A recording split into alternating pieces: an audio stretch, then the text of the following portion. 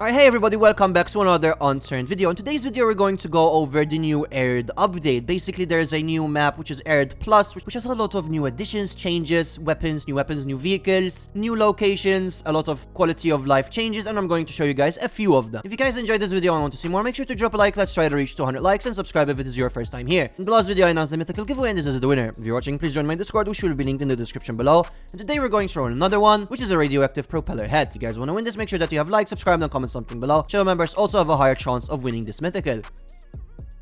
Today's video is sponsored by Pine Hosting. Are you guys trying to start your own Unturned server and have no clue where to start? Then check out Pine Hosting. Pine Hosting is super easy to learn, the navigation is also very user-friendly and not hard at all to learn. All the servers have really high performance with DDoS protection. When I started my own servers, I had no idea how to do anything, but after a few minutes I learned the basics. They have locations all around the globe, the pricing is also very cheap, and they also have a variety of game servers to choose from, including Rust, Ark, and also Minecraft. A really good feature by Pine Hosting is the ability to install plugins and mods just by clicking once. If you have a server with another provider, Pine Hosting can help you move them as well. Make sure to check out Pine Hosting today and use the code LDG for 30% off, and let's get straight into the video. Alright guys, so let's start. So the first thing we're going to mention are the new guns. So there are a few new guns. In this video we're going to show 6 new guns, and I'm going to give you a brief detail on each of them. So the first gun we have is the MP5. Now MP5 takes 9.19mm magazine. It does have 600-meter range. It does have high fire rate as well, being 500 RPM. Headshot damage is 27, body is 16, and arms and legs are 11. This one looks pretty nice actually. Recoil isn't really that crazy. There it is, an auto gun as well. You can actually switch this to burst, which is a 3-shot burst. Looks pretty nice. So that is basically the MP5. The next gun we have is the SKS-M. Now this one is also a semi. It's only a semi, you cannot do anything. And it takes Zolash magazines. It does come with a rangefinder as well. It does give 44 damage. Takes intermediate ammo as well. The range is 559 meters and the rate of fire 700 RPM, even though that it's a semi. It does sound pretty nice as well actually. And that is basically the SKS-M. Next ourselves we have the K47. This one does come with its own scopes, also takes Zolash magazines. It's an auto and a semi. Scope does look pretty nice as well actually. It looks like a chevron scope. Yep, that's basically it. It does give 40 damage. It does have damage fall of 120 meters down to 70% at 396 meters. 600 meter range. It's 333 RPM. Recoil is a bit high, but yeah, I like this gun too, it's pretty cool. Next we have ourselves the final 3 guns, which are my favorite. So the first one we're going to call is the FN Scar H. This one also does come with a scope. You cannot take the scope out, and also comes with a laser, which you cannot take out as well. It does have its own magazine, and it's refilled with precision ammo. So something cool actually, apparently, use the laser to switch between faster and slower fire rates. So without the laser, the fire rate is actually better, which is actually really cool to be honest. Now it does have 600 meter range, it does have 300 RPM, headshot damage is 55, body is 45, and arms under the legs are 25. This gun looks pretty nice as well actually, I do like it. It does have its own grip. Basically this gun it comes fully attached and you can't switch any of the attachments. So that is pretty cool to see. Next we have ourselves the Vector. Now this reminds me exactly of the Polaris weapon, the Crizzy.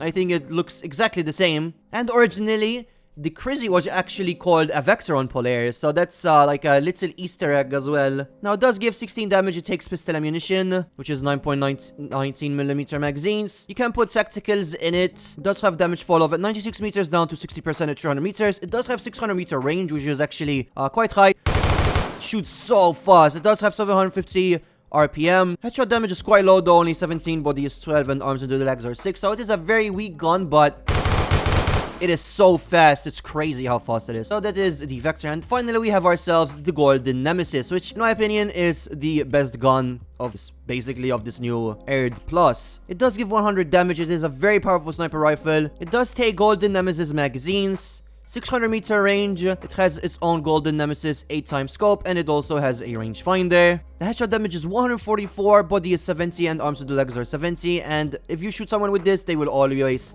start bleeding.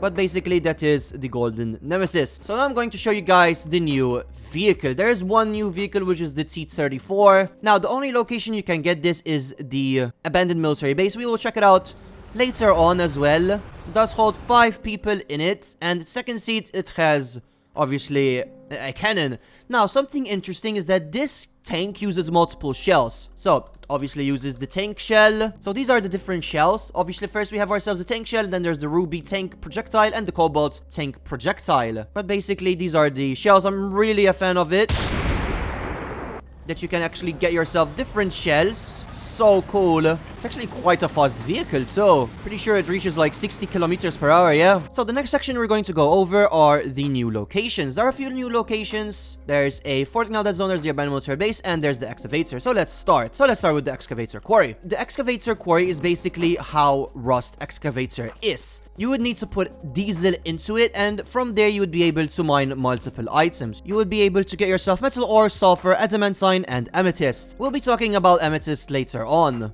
Now we're currently over at the abandoned military base. I'm going to show you a bit. Basically the loot is normal though. Yeah, you can get yourself grenades. There's a rundown tank over here as well. There's a few bunkers by the looks of it. Over here is a crashed helicopter. There's a few of these boxes as well, which I am absolutely a fan of. Normal air, there's only one location where you can get it, but it's nice to see that on this, there you can get it from multiple places as well. So these do spawn usually actually good stuff. You can get gunpowder as well.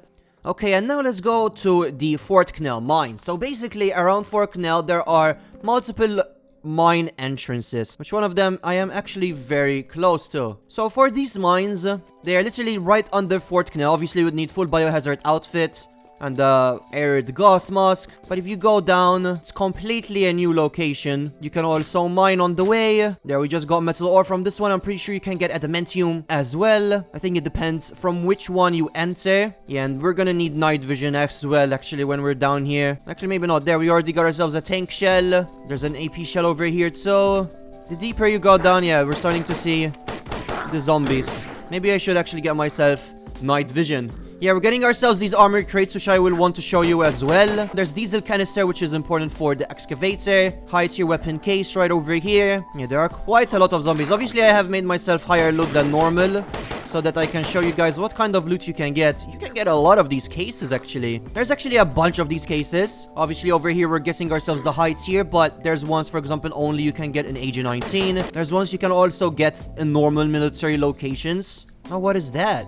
There's a different LSR. The sight is completely changed. Oh yeah, that looks nice actually. That's a holo sight. The AR mags are also completely changed. They hold 30 bullets. Basically, this update did have like a lot of quality of life improvements. Little things that make it easier and more entertaining for you guys to actually play. So stuff like the medications was completely changed as well. Like now you will be able to actually heal up quite a bit easier and quicker as well. But basically this is the underground mine. So now I'm going to show you what you can get from these boxes. First of all, there are a few. We didn't get all of them. I got myself the best 3, which are the special keycard box, the high tier weapons crate, and the high tier armor crate. So let's start. The first one, obviously the special keycard, which I think is the most important one. You can get these items. You can get yourself a ruby RPG warhead, ruby tank shell. As for the high tier weapons crate, we're gonna get ourselves 2 guns actually, Zolesh Modo and the Honeybee. Interesting that you get 2 guns, not just 1. And for armor crate, we're going to get ourselves heavy military helmet and recon vest mark. So obviously there are more items, not just these items that I've shown you, but these are some of the items that you can get. So next I'm going to talk about the ruby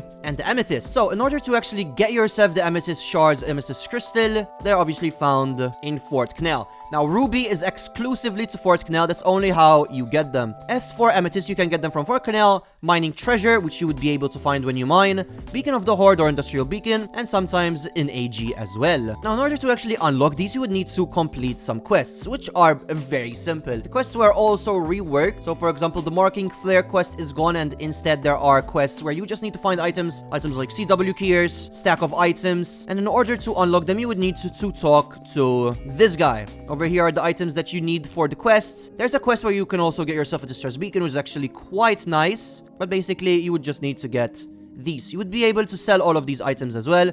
The building kit is very important to make amethyst. You can get yourself a building kit when you finish the final quest as well. So basically you would need the industrial adamantine items and then just some amethyst crystals or amethyst shards, and you'd be able to upgrade them. And that is basically it. Amethyst is the best material to build yourself your base. And as for ruby, they are mainly used just for reading items. So items such as ruby infused charge, ruby high explosive reaching charges, and ruby cartridge chases, ruby tank shells. That is basically what they are for. And in order to make yourself an industrial beacon, which is the best quest Horde Beacon, you would need Ruby Crystal and Cobalt Crystals as well. So some other stuff that there is, Horde Beacons and Airdrops loot pool have been reworked as well, so you'll be able to get yourself better items, and the Horde Siren is back as well. So, you guys remember when Arid launched in the beginning, when you place yourself down a Horde Beacon, there was like a sound effect for it. That sound effect is back. I was absolutely a huge fan of it. It shows other people that there's currently a Horde Beacon going on, so you need to be better equipped to actually do a Horde Beacon yourself. Obviously, this kind of screws over people that are like small groups, but this also promotes the ability that you would need to plan when you actually do a Horde Beacon. So for example, we're about to place a Distress Beacon, and that sound effect starts. Pretty sure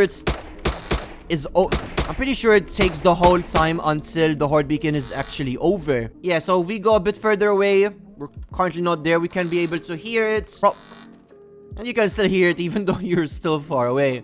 It's quite interesting, actually. Now, obviously, there are a lot of other changes. There's a lot of, like, for example, new Barchers as well, but I'm not going to go into extreme detail. Let me know what you guys think of this map. Let me know if you guys are going to check it out. Let me know if you guys like the changes. I will be playing on the server on this map 100% and seeing whether I like it or not. But till now, it does look quite promising. And I'll see you guys in the next one.